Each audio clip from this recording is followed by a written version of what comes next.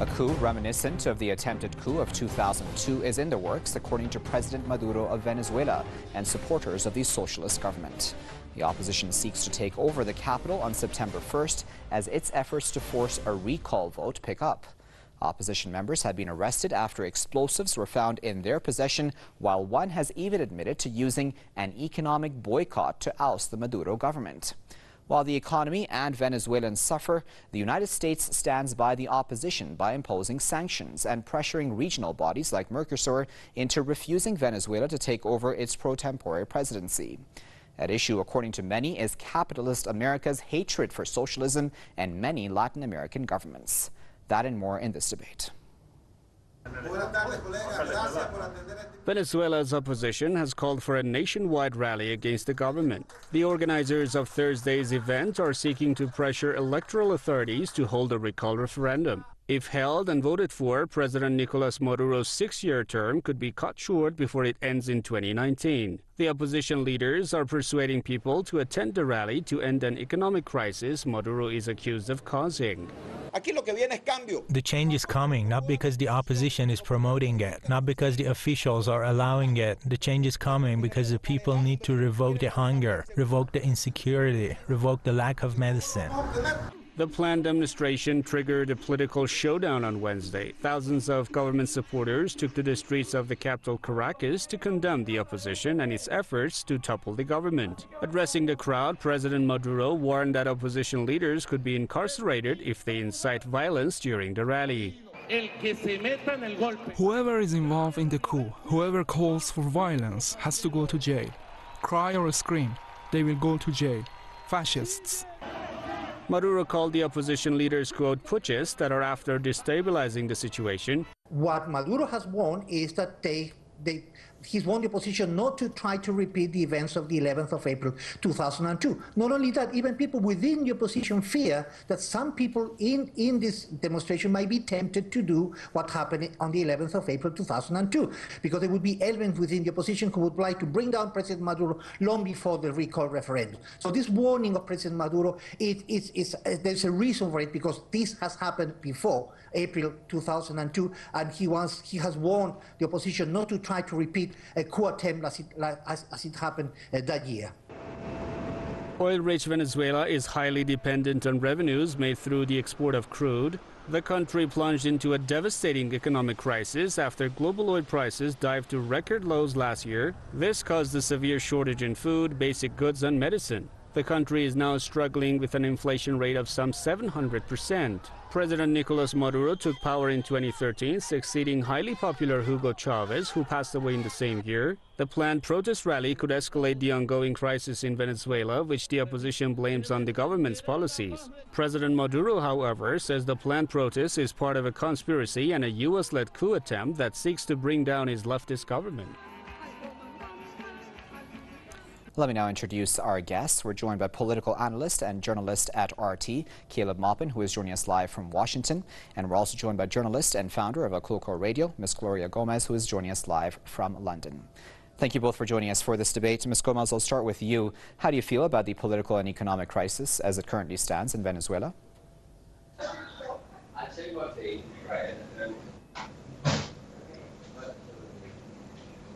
Hello? Gloria Gomez, if you can hear me, I wanted to ask, how do you feel about the current political and economic crisis in Venezuela? Well, it's very sad. I think it's about food changes and saying people are right, that they need changes. I think at the moment the country is a disaster. Although Chavez's ideology to change the country and to have a better country, a more social country, it wasn't true. And I feel that the country has been destroyed by different ideology, and also is the 9th most corrupt country in the world. And people, friends of mine, family, who used to live there, are really, really upset. They don't know what to do. They got their families, their houses. Everybody's back in Europe and Spain and England without jobs, without life. And I think that destroys not only the country, but the family, the friends, the people around. And I just hope that Maduro understands that he cannot cope anymore with Venezuela and changes need immediately. That's my opinion. Okay, so Caleb, that seems to be the popular opinion, at least according to polls, that Maduro needs to go, the economy needs to be fixed, et cetera, et cetera. How do you feel about that? Well, Maduro has a very difficult task at the moment. He's basically faced with the fact that in Venezuela, they have free elections. The opposition parties freely run in the elections. Most of the private media in Venezuela supports the opposition. The opposition freely protests and has demonstrations. But yet, despite all of that, the opposition seems to be committed to the use of violence. Now, just today, we saw a member of the Venezuelan opposition who was arrested for having a huge cache of explosives in his apartment. Now, this is an individual linked to the Cato Institute here in the United States. In addition, we have actually a U.S. citizen, Joshua Holt, who was caught with explosives and assault weapons and grenades in his apartment, and he was working with paramilitary organizations in Venezuela. There seems to be a commitment in Venezuela on the part of some of these opposition groups to using violence to further their political ends, even though they're freely allowed to participate in the elections, freely allowed to express their views in the media. Assassinations have gone on. People in the Bolivarian movement and in the United Socialist Party have been assassinated. And at this point, President Maduro, he has stated numerous times that his goal is to keep Venezuela peacefully moving ahead toward his vision of 21st century socialism. The country is facing an economic crisis due to the fact that the oil prices have gone down. Saudi Arabia has flooded the market with cheap oil, and the oil prices, which are a huge, huge factor in Venezuela's economy, they've gone down, and that's caused huge problems. Now, furthermore, we know the fact that food importers in Venezuela, those are companies that import food, they're privatized, and they're not controlled by the government in Venezuela, and they don't like the Maduro government, and they've been creating shortages of food, trying to do everything they can to create chaos. So we have a situation where the United States is destabilizing Venezuela. We have an opposition that is engaging in violence to further political ends, and we have the elected president of Venezuela trying to hold the country together peacefully and make sure the situation doesn't destabilize into some civil war. Ms. Gomez, I wanted to ask you about that because opposition legislator Freddy Guevara actually admitted that the opposition supports, quote-unquote, an economic boycott to force the Maduro government out. On top of the fact the United States has placed sanctions, on top of the oil prices being low, and the United States' involvement overall supporting the opposition, how do you feel about all that? Well, I don't think what the gentleman says is true. I think it's no democracy, it's no free speech on journalists. The country is not very well. I don't think any country, I understand about the oil prices, I agree with him, but what happened to Colombia, to Bolivia, Ecuador, nobody's starving, nobody's queuing for hours to have toilet paper or water or milk. The hospital used to be one of the best in Latin America. When it's not hospital, it's nothing. I don't think they have to blame the people. The people are really cross. And I think what he says is not true. The people didn't make the country like that. It was the government, was Chavez government and now Maduro government. And I think people had to understand that it's not working and there had to be changes immediately. That the ideology, again, I say, was good and may work if they went through their own ideology, but they didn't. They just made things worse, and people that cannot vote. It's not democracy. If it's not democracy in a country, the country doesn't work. So I don't know why they're blaming the people. So I don't agree, and I see they need changes. Go ahead, Caleb.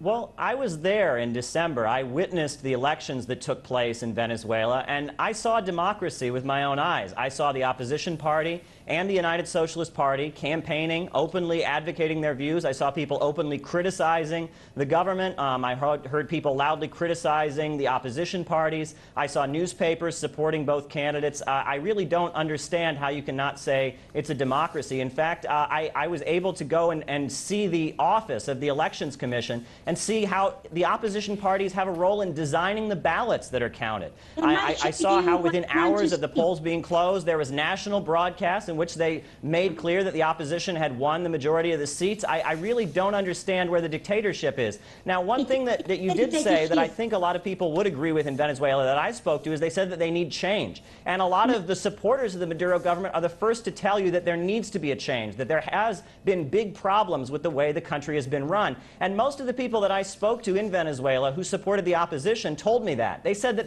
they're not voting because they want capitalism. They're not voting because they like the United States. They're frustrated with some of the policies that the United Socialist Party has carried out in running the country, and they said that they were voting, they called it a punishment vote, or a voto castigo, saying that they were voting to express frustration with the way the program of 21st century socialism was being carried out. But I met very few people who told me that they want American capitalism. I met very few people who want the president to be violently toppled or want some kind of coup. There was frustration in Venezuela, but that frustration was not a call for U.S. intervention, and it was certainly not a call to go back to what they had before 1999. People told me real horror stories of what Venezuela was like before the Bolivarian process began. They talked about how there were whole neighborhoods that didn't have electricity for weeks. They talked about how garbage wasn't collected because the International Monetary Fund and the World Bank were mandating that Venezuela just gut its private sector, and nobody from the or from the United Socialist Party ever told me they wanted to return to neoliberal free market capitalism in Venezuela. I did not meet anyone who had that view. I met people who were frustrated with the Maduro government. I met people who were frustrated and were voting for the opposition. I met people who were frustrated and were still voting for the United Socialist Party because they didn't trust the opposition. There's a lot of opinion there, but I did not meet anyone who said life was better. Okay. And I did not meet anyone who said that they wanted the United States to be running Venezuela. That opinion did not see itself on the streets. I've heard that it's prominent in some of the wealthier neighborhoods. Okay, Ms. Gomez, go ahead. What people want the changes, the ravage. Nobody wants to have American capitalism in Latin America. People want proper socialism. People want to have free education, freedom. People want democracy. But in Venezuela, that didn't happen. And Venezuela was the opposite. It was too much to the left or too much to the right. And there was nothing in the middle. People cannot choose.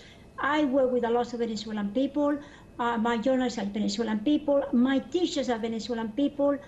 And the stories that I hear, they are unhappy. They want to have a socialist country, a good country, but not a country that they cannot take the money out, they cannot sell, they cannot do anything. And to queue up hours and hours to buy a glass of milk or a bottle of milk for your baby, I think that is disgusting in the 21st century. I don't agree with you. I agree in other things about the things that needs to be changed that they didn't change. Now I think it's worse. I've been in Venezuela many times. It's my language. I love Venezuela as much as I love Colombia, my own country. But Venezuela is not the same anymore. Venezuela today is dangerous. My nephew been stolen many times. People been robbed many times, killed many times. And I think I disagree with you. And I think although Maduro might have good intentions in the future, he lost his opportunity. And I think it needs some changes. Maybe perhaps not the opposition, but perhaps something new for people to be happy, for people to go back because people love Venezuela. Ms. Gomez, I wanted to stay with you because the opposition through the September 1st rally wants to push once again for this recall vote of Maduro. But according to the Constitution, and this is something that is within the Venezuelan Constitution, they simply started this process too late for it to occur in time. So, I mean, I'm kind of wondering, why did the opposition wait so long before trying to move on this recall vote? Well, I think it's not too late. People have to work out. People are scared. A lot of people, a lot of intelligent people, a lot of business people move out. They don't have any money, and to do any rally and to get people together, it's not easy. Especially when you're scared that if you do anything against the government, you're under threat by the police, by the military force. That's why I think they took a long time. And I agree with you. They took a long time, but now is the time. And I agree that Venezuela needs to be something, not a capitalist country, but something that they used to be, but more social side, more help the poor people. I know Venezuela used to have a good makeup, showing beautiful how rich they were, which it wasn't true. But it was a country, peaceful country, where you can walk, you can go to a disco, you can go to a restaurant. Today, you cannot do that. Okay, Caleb, I'm wondering, because, you know, the National Electoral Council has said that it's simply not constitutionally possible to have this recall vote take place this year. So I'm wondering, is there a bit more murkier waters behind all this that's happening, or is this simply the opposition just trying to get their rights to recall Maduro? Well, I suppose, yes. I mean, this is a very interesting thing about the opposition. Yeah. This is a very, very interesting thing about the Venezuelan opposition, because they are freely permitted to exist. The other guest continues to say that it's a dictatorship, that people are not free. I just did not see that. I saw large opposition rallies. I saw people openly distributing opposition newspapers. I saw television advertisements supporting the opposition. The idea that people who criticize the government in Venezuela are killed or something, it's just not the case. Venezuela does not even have the death penalty. Their constitution forbids use of the death penalty. So I mean, that's just simply not the case. But regardless, the opposition participated in the elections. They won, but yet they continue to do provocative things.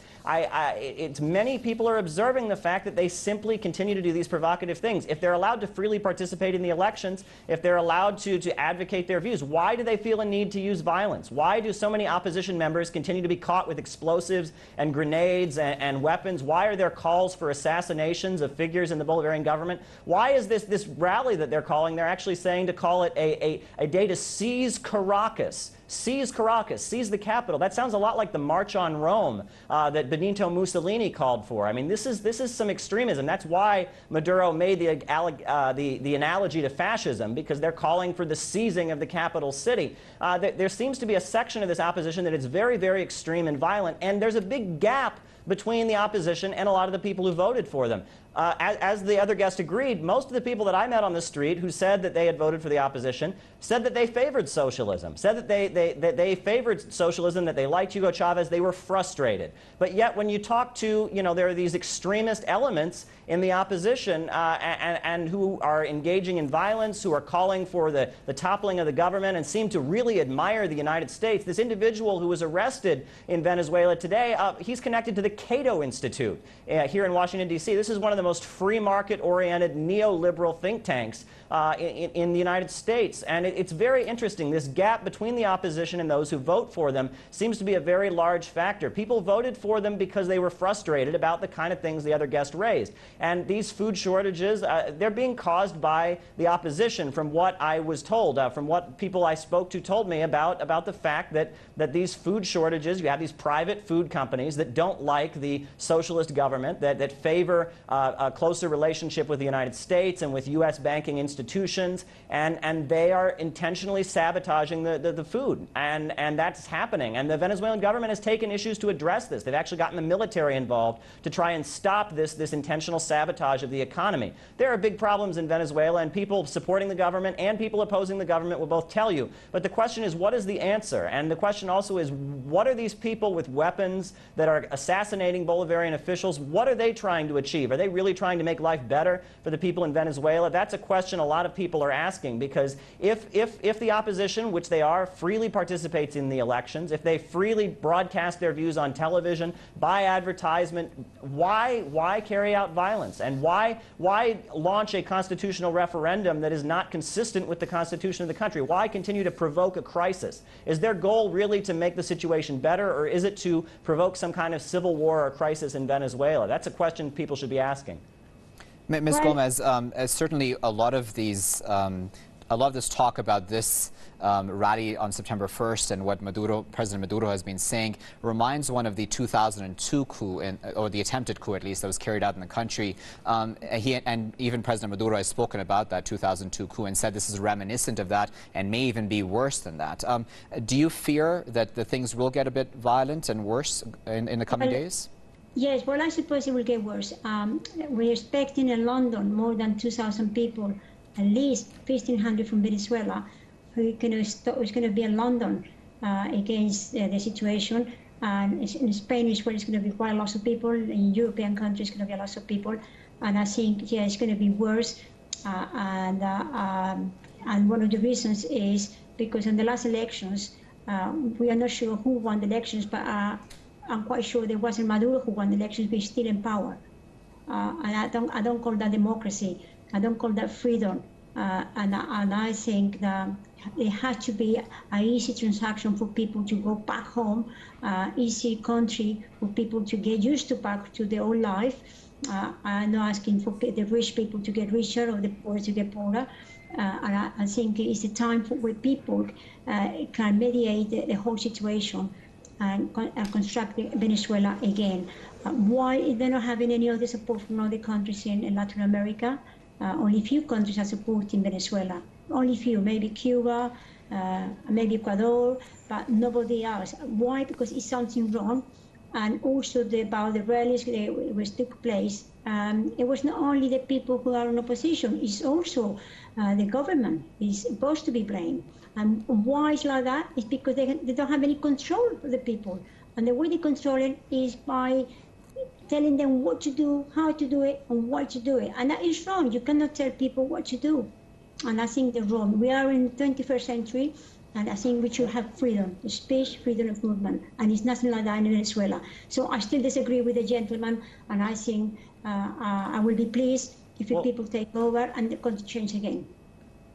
Okay, Caleb, we're just running out of time, Caleb, so I just wanted to ask you, Caleb, and I want to throw these facts out at you because I wanted to be fair and also throw the facts out that the Organization of American States, for example, has denounced Maduro's government, has called it a dictatorship, criticizing, quote-unquote, its a wave of repression against opponents. Even, in fact, the Catholic Church in Venezuela has criticized the government, has asked for it to allow protests to go ahead freely. And, you know, then there are different polls as well, Caleb, that come out saying things like 8 out of 10 people, up to 88% of Venezuelans want Maduro out. His disapproval rating, pardon me, is nearly 80%.